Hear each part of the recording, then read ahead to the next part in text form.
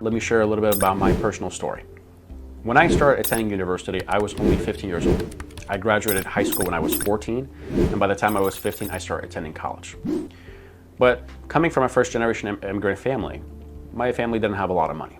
So we sat down, we talked, and we came to the conclusion that maybe me going to a community college for my first 2 years and then switching to a four-year school would have been the most financially and strategically option for ourselves and our family. And that's exactly what I did.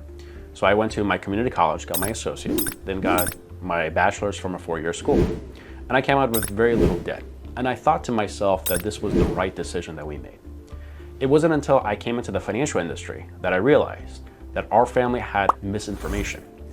You see, a lot of colleges, just because they cost 40, 50, 60, 70, 80,000 a year, that doesn't mean that that's what we're gonna pay.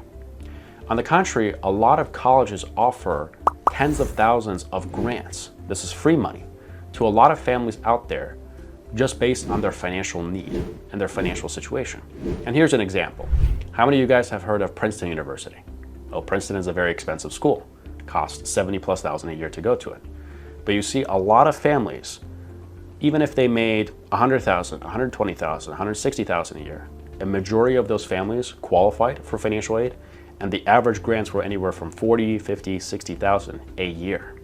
Multiply that by 4 years. Multiply that by 2 or 3 kids. Imagine that's the kind of savings that the family could have if we can qualify for this money.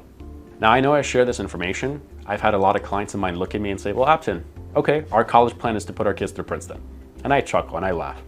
But I always ask them, I say, hey, if all of this money exists, if all this aid exists, why is it that we have $1.some trillion in student loan debt that people are having?